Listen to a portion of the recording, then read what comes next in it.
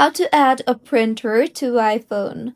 Hello everyone, I am Bishaka and welcome to our channel. Now let's get right into the tutorial. Firstly, go ahead and open photos or files or documents that you want to print from your device.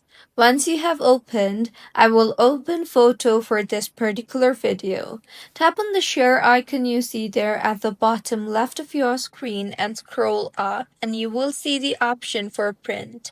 Tap on that and now go ahead and tap on the printer option you see there, and with this your iPhone will start looking for air printers around you.